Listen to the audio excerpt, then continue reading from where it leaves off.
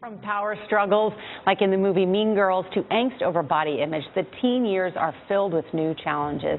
Psychologist Lisa Damour is author of the new book, Untangled, Guiding Teenage Girls Through the 7 Transitions into Adulthood. We're going to talk with her in a moment, but first, with their parents' permission, girls opened up to us about the issues they're facing today.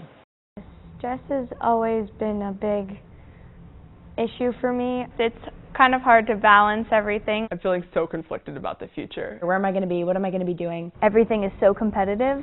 I think teenagers get a bad rap from the older generation. I feel like when I'm discussing taboo topics with my parents, I feel like I'm walking on a bunch of eggshells. There's so many stereotypes that actually are not a reality. I feel like a lot of girls feel pressured to look a certain way and act a certain way. Being a girl, there's pressure to always have a perfection that no one has. People judge a friendship on how long your Snapchat streak is. Yeah. You have to keep posting pictures on Instagram, you have to like all your friends' photos. It kind of becomes like a popularity thing. My biggest challenge that I'm facing right now is like what I want to do with my life. It's kind of scary thinking that in 2 years we're going to be off on our own. Every single second of every single day, I'm just thinking of my dream and what I want to be and how I can mark my place in the world. Lisa Damour, good morning. Thanks so much for having me. Thank you for writing this book. It's terrific. I mean, you write, I'm here to tell you your life with your teenage daughter doesn't have to feel like a tangled mess. What are some of the biggest challenges facing teens? Well, it's interesting. I actually think that something one of those girls said is really true, that teenagers get a bad rap from adults. So sometimes the challenge is the expectation. Sometimes we talk about them as if they're crazy. We talk about them as if they don't make sense. And I wrote this book to bring order to chaos and to say there are patterns here, there are reasons for why girls do the things they do. And I think sometimes the challenge is that adults don't try to understand them as well as they can be understood. You said that sometimes what appears crazy is actually normal teenage behavior. But what struck me is you said meanness peaks in 7th grade.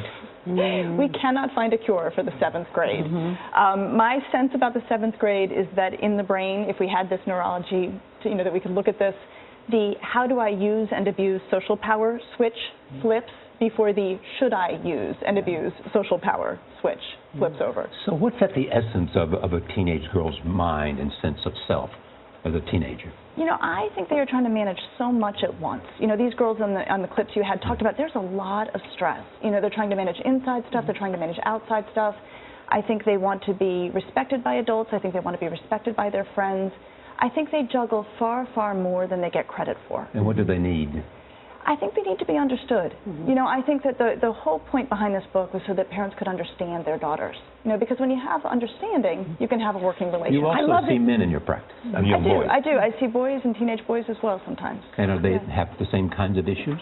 I think in the broad scheme, yes. I think that the basic challenges of adolescence are true for boys and girls. I think they play out in different ways. I think, one of the things that comes up when we look at the research is when girls are upset, they discuss it. When boys are upset, they distract themselves. Yes, right. Yes. And that really pulls things in 2 very different directions. And you said, go ahead, Nora. I was going to say her chapter titles in many ways are sort of a milestone for what everyone's going through. I want to read some of them, the stages from girl to adult.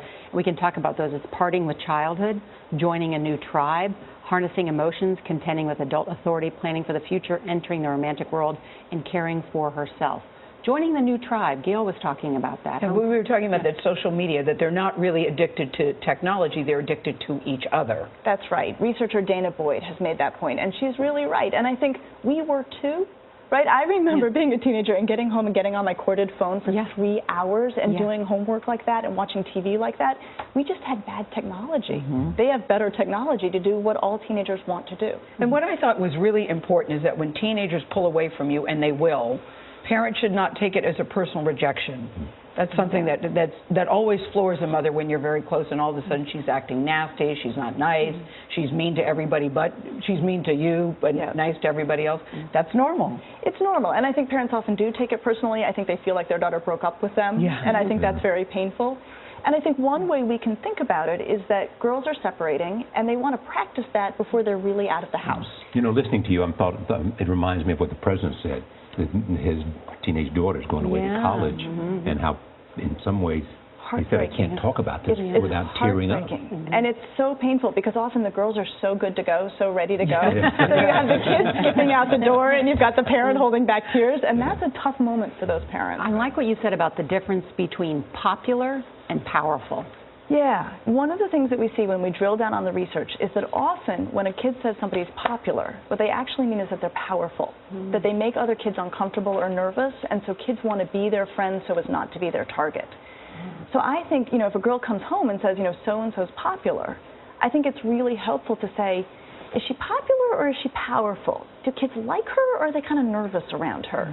And to take popularity off of that pedestal a bit, because what we see when we look at the research is that the most happy kids have one or two good friends.